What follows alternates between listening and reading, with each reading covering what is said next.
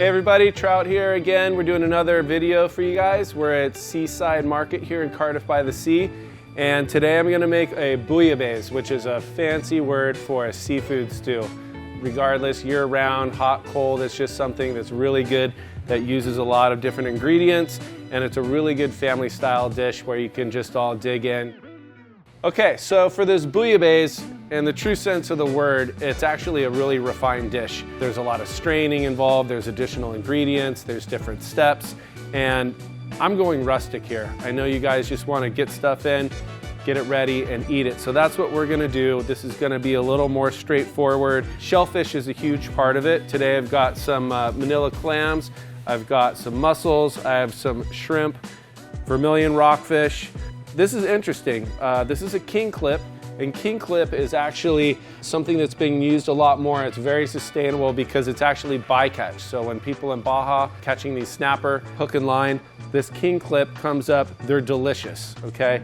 So instead of, paying a lot of money for an expensive halibut, it's a stew, it's a soup, it doesn't matter. So this kingclip will be a great option, okay? The base is very traditional for any type of soup, which is gonna be onions, garlic, in this case shallots, leeks, fennel. These are all things we're gonna saute first, get all that in the pan. Then we're gonna add our liquids, and then at the very end is gonna be the fish and the shellfish. Those all cook very quickly, so with anything like this, you're always gonna wanna cook the items that are gonna take the longest, and then whatever needs the least cooking, that's what you're gonna go with at the very end, which would be your shrimp, your fish, and your shellfish. Okay, so again, we're gonna start with the things that we're gonna saute first. With the leeks, because we're not straining this, in the classic recipe, you just coarse chop, you do your stock, and you strain. So this, I'm gonna try to actually cut a little bit smaller so that it's all good bite-sized pieces. So I'm gonna go white parts only. You don't wanna eat the green at the end, that's not really edible. So I'm just cutting it into fourths right here. So you get these little quarter moons. And this fennel will get real soft, it'll break down. One pile. And I know it looks like a lot, but it's gonna be a big pot of soup, so. Let's get that end off first.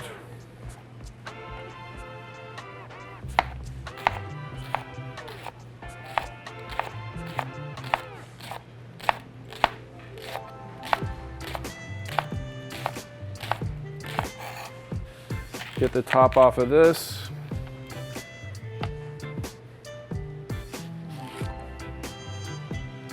See this core right here? That's not super edible. You can eat it, but it's pretty tough. So what I'm gonna do is I'm gonna go right down the half right there, and I just kind of cut through that core. I can just chuck that. And then I'm just gonna cut that in half. And same thing.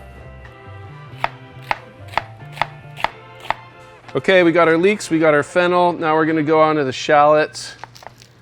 Again, same trick from before. Just cut the end off and you can peel it. Cut it in half. And if you leave that one half on, it all stays together. So I'm just gonna peel this off the back. The part where it's all stuck together, I'm just gonna cut lengthwise all the way up to the end of that. And then I'm gonna cut across, and that's gonna allow you to mince it. Just wanna get it into small pieces. That's done. Then we're gonna do a little bit of the regular onion. This one's ready to go. Same concept, just cutting up the middle, and then when we cut across, you get those small dices.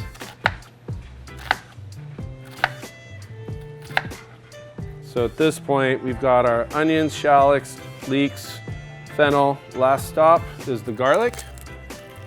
And you don't really need all the fancy gadgets or tools or accessories. You have the back of your knife, okay?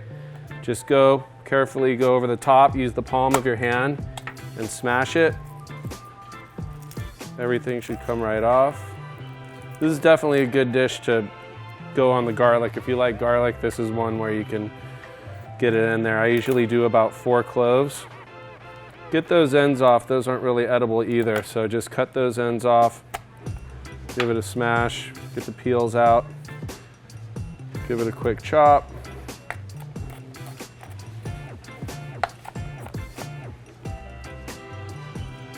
Next step is we're gonna put olive oil in, be generous. It's a big pot of bouillabaisse, so I usually do 2-3 tablespoons. I start with the heavier stuff, which is actually gonna be the leeks and the fennel and the onion, and then let that saute down for a little bit. Then I go with the shallots and the garlic. We're gonna saute that a little bit more, and then we're gonna move on to the liquids, which is gonna be our seafood stock and our white wine and a couple other things that we'll circle back on in a little bit.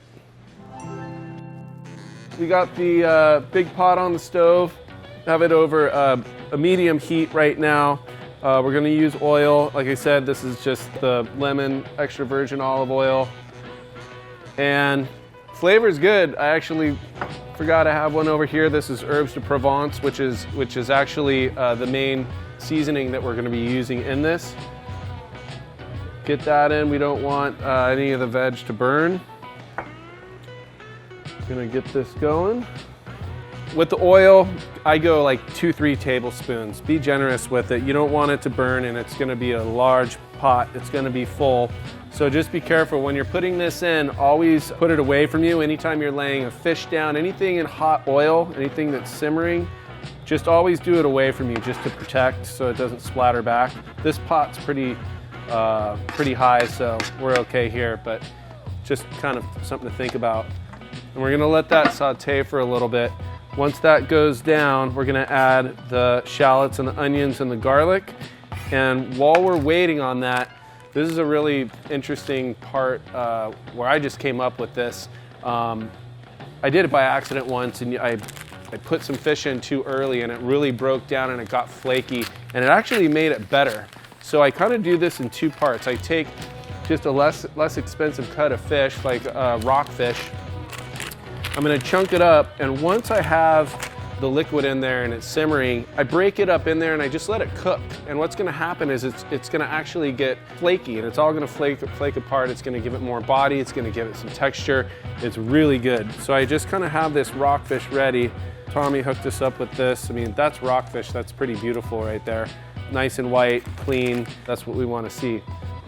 Okay, so we've got that rockfish. This is simmering, that's coming up. Here's something that I always do, even from my trusted fishmonger, because he has no control over what these critters do here. Anytime you have a shellfish, you've got your mussels, your clams, these are filter feeders, and you're eating whatever they just finish. And what happens is, especially with the clams, they get in with the sand, so when they're filtering, it gets in there.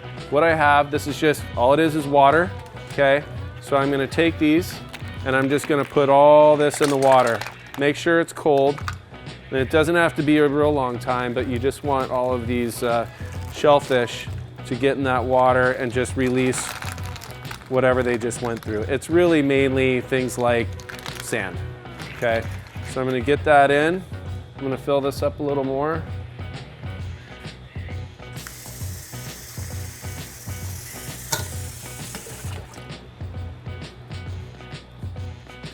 You just want these covered. You don't have to do anything, just let them sit there. You have your shrimp prepped. And the reason we do this is, like I said, this cooks so quickly, we just want to have everything in the groove, ready to go. At the very end, we can put it in and finish the dish, okay? Okay, now that the fennel, the leeks, all that good stuff, that's been going for a while, probably about 3 or 4 minutes, I would say, just so it gets going. Now I'm gonna go in with the onions and the garlic.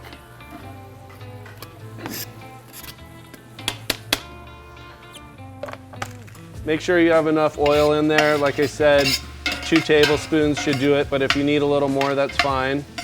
Everything is in, everything's sauteing. Now's when we kind of slowly build our seasoning here. Talking about the herbs de Provence, that's one of the main seasonings here. I'm gonna go about 2 tablespoons.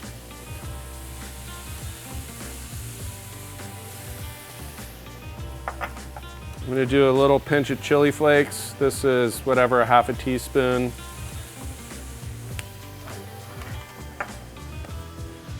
Gonna give this a stir.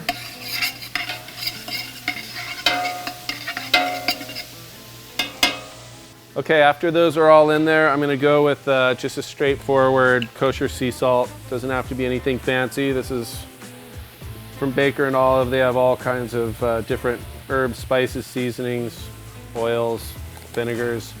Get that in there. Some good old-fashioned cracked pepper. And one ingredient that went off, just tomatoes. Okay, what we're gonna do is we're gonna take our basic tomatoes, and if they're whole, get in there. Get your whole hand in there, okay? We wash our hands. We're just gonna crush these, okay? It's a good job for a kid. Just gonna get those in, and these will break down. These are already peeled. Get a high quality tomato, or if you want, you can use a regular tomato. Just be sure to peel it and de-seed it. Okay, so tomatoes are in, everything's sauteing here. Next step we're gonna do is we're gonna get our liquids in, okay? So this is, use a dry white wine. This is a Zio Baffa Pinot Grigio right here. I'm gonna put in about a 1/4 cup. Let that get in there. And then like I said, so if you have time to make a seafood stock, I'm sure I'll be doing that on another recipe another day, but for right now, we're gonna keep it simple. Just get a veggie stock and add 1 small jar of clam juice. And the clam juice is just gonna intensify that seafood flavor. So I'm gonna get that in. All right, so we're mixing this up. You can see how the tomatoes are breaking down quickly. And then now we're gonna add an ingredient called saffron. Now this stuff is small but mighty. They're very small threads. If you look at it, they're just that, threads, okay? So I'm just gonna break these up and you'll taste them. You've probably heard of saffron anytime you've had paella, which is more of a Spanish dish, which we should also do later. But we got that in there, and now we're just gonna get the stock going. We wanna bring this stock to a boil because we wanna get that rockfish in and breaking down. So I'm just gonna get the stock in. And I'm gonna get a good 4 quarts or so.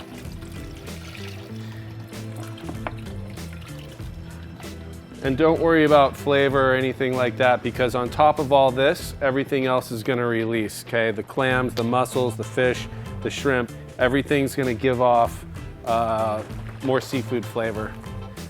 So now we're at the point where we're talking about getting the rockfish in. That's gonna flake up. So nothing fancy here at all, guys. Like, I'm literally just chunking this up. We're hoping that the whole thing falls apart and flakes anyways. So you can just go on the bias. Squares, triangles, whatever you want, doesn't matter. We're just chunking this up here, okay? So I'm gonna get this in. And now we're gonna keep the pot on. Keep that lid tight. It's gonna keep everything in, and it's gonna start breaking down that fish. And then the next thing that I wanna do, I did leave one out in the beginning, and this is actually pretty important. These are fennel seeds. Some people add what's called pernod, which is, it's like an anise, which is a fancy word for licorice, right? So fennel's got that licorice flavor. So I'm gonna take about, I don't know, a tablespoon, okay? This is a mortar and pestle here, and I'm just gonna take these and I'm just gonna grind them. I mean, if you have a special grinder, that's fine, but I just like grinding them up like that. Give it a shake, grind up the seeds, and it's gonna really add a flavor that, I don't know, some people don't even notice what it is. They just say, I don't know what it is about that, but it tastes good. That's probably fennel. So I'm gonna bit this back in here.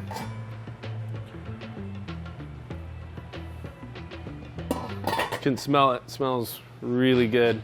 While that's preparing, now we're back to the kingclip. So once this is all built and we're looking good, we're going to, at the finish line, go clams, mussels, shrimp, and our kingclip, okay? So this, instead of putting it in really early, you're gonna wanna chunk it and do it later, because these are the nice pieces of fish, the bite-sized 1-inch cubes. Okay guys, we're down to the seafood and the kingclip, Again, with the kingclip, this is something where you're going to want to cut it into nice bite-sized pieces. This is where you want a bite of shrimp, a bite of clams, a bite of mussels, a bite of the fish. You want it nice and firm. So we're really going to put this in at the last minute. So all I'm really doing right now is just I'm going to portion it into 1-inch cubes so that when we're ready to go here, we're going to put it all in order. One other thing, if you guys ever want to add extra flavor, anytime you have soups and everything, just a bay leaf or two is a good addition. So I'm going to toss these in there. Give this a stir once in a while as well. So the kingclip here, if anyone was going to ask you what it is, I mean, how beautiful is that? That could pass as a halibut, a grouper, you know, a big snapper. So this is actually a very sustainable fish Tommy gave us from Tunaville, and really it's bycatch. It's when the guys are catching snapper, rod and reel, and usually off of the Baja coast, and once in a while these kingclip will come up and they're basically an eel. Don't let that fool you. These are delicious, they're thick, white, and more importantly, sustainable, delicious fish. Just another species that's going to allow us to keep this rolling here. So there's a lot of people in the world, and the more species like this we can get and include in our cooking, the better.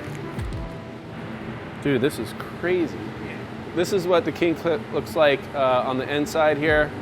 It's just amazing. So I'm just going to cut across, maybe do one right down the middle.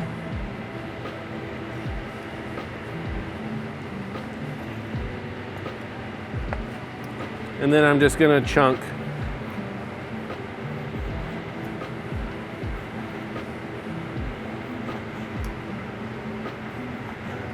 Okay, we're at the point now where everything's prepped and ready to go. You have to chase your broth, okay? That's really the foundation. It's got to have flavor. So if you wait until the very last second and it's flat or it needs more acid or whatever the problem is, maybe a little spice, let's find out right now, okay? We also want to make sure that that rockfish is breaking down properly. You can actually give it a little press. It'll naturally break up.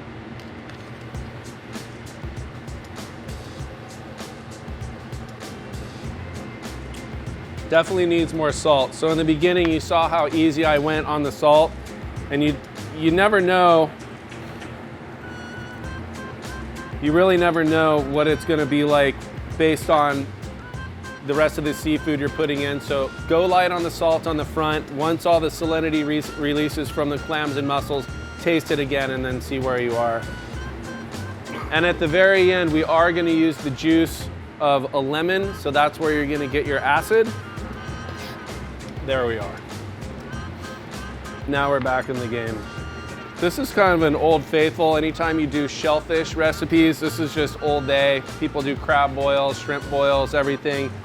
So this has a couple extra flavors in it. So instead of just the salt and pepper and the herbs of Provence, I'm gonna just put a little bit of Old Bay in, give it a little extra flavor and a little extra kick.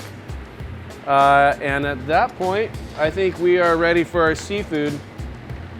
So while I'm getting ready to do that, this is a good time to put our baguette in the oven. So again, just a regular old sourdough baguette.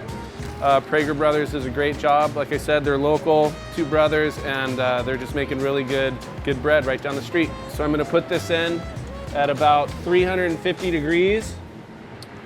All right, guys, we're at the finish line. I would say all in all, this has been going for about 30 minutes. When I do it at home, I let it go for hours and hours. This is something where you just want to develop the flavors. You want it to reduce a little bit. The more you reduce it, which means the liquid is decreasing, it intensifies the flavor. So since that's already been going, 30 minutes is good enough. That's why I added a little bit of extra seasoning, a little bit of chili for a kick. We're gonna do this lemon juice at the end. We're gonna put this in, and remember, we're gonna do it in order. So honestly, these all take about the same time. If you did something where it was a big whole piece of fish and then something very small and delicate like shrimp or scallops, for example, you would stagger them. But I'm gonna start with the clams. I'm gonna give it literally about a minute, And then I'm gonna go in with the fish, literally another minute. And as soon as these clams start popping open, I'm gonna put in the shrimp at the very end. So again, we're gonna go shellfish, fish, shrimp, in that order. Now, something I really wanna stress, you guys, if at the time of cooking, any of these clams or mussels are open, if in doubt, throw it out, okay? They could be dead, you can get sick. You wanna make sure that all of your shellfish is spot on. And what that means is closed. And when I say closed, I mean closed, right? You don't want them a quarter open, halfway, an eighth. It needs to be completely sealed like that. So I'm gonna dump the water out.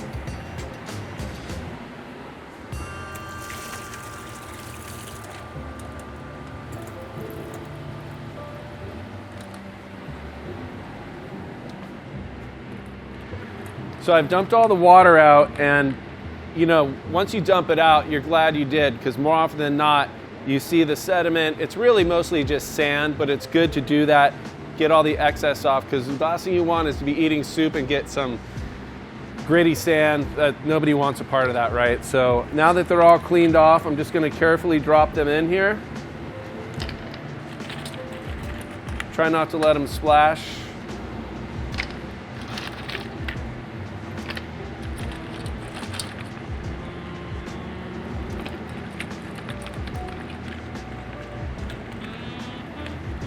Just kind of check them as you go. Like right here, this one's broken. It might have been alive, it might not have been, but it's not worth the risk. See these, how clean they are? They're de-bearded. They literally have like a little beard. So these basically grow on, you know, they clump, right? So when they clump and you pull them off, they have the beard attached. So you want to scrub those so you don't get it. This one's open. Okay, we're good. So now I'm gonna give these a stir. That rockfish is really breaking down now. So that's what you really wanna see, is by the time you're done here, you want all that rockfish to break down. So we're stirring here. Some of these are already opening up, and you can see how that rockfish is just flaky. So instead of just all big chunks of seafood, it's really going to be incorporated. So even if after you eat all the seafood and you have leftovers, it's still going to be super flavorful and full of that flaky rockfish in there, along with any other bites that fall through. All right, guys, that's nice and crispy. It's warm, it's not burnt. These are just barely starting to open up. Gonna go in with our fish now. Look at those white cubes, pretty awesome. Thank you, Tommy.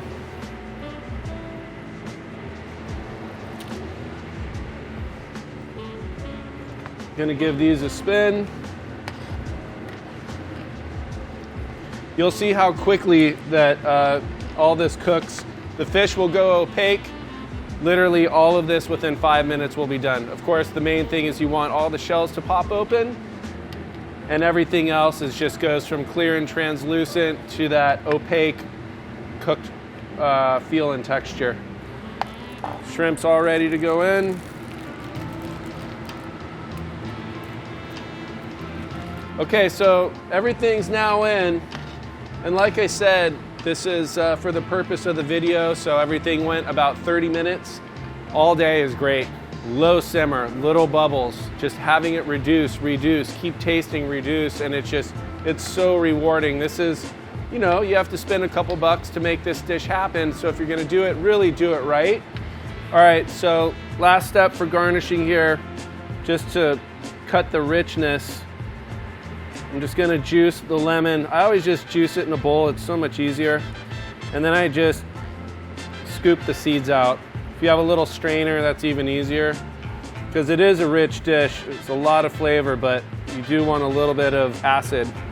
So I just grab the seeds, scoop them out. Okay, so you just have this lemon juice here, and I'm just gonna go right in. You can even use the same plate scoop it back in. Gonna give it a stir. I've also cut up just some parsley here. Make sure everybody gets a little piece of something, okay? Get a shrimp, get a clam, get some fish, get a mussel in there. Find a mussel. And then that broth, give it one more stir.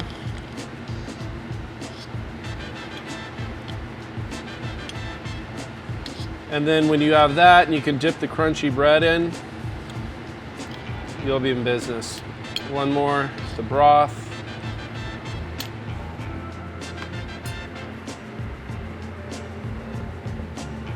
Got that. Finish with a little bit of parsley. Something else just to cut through the richness. And that's rustic bouillabaisse. Hope you guys give this a try. Don't be intimidated. You know, there's all levels of cooking.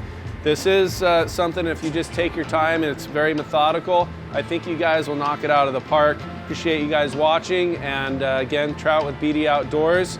Let us know how it goes. We always appreciate the feedback, and I'd love to hear what you think about the recipe. Thanks.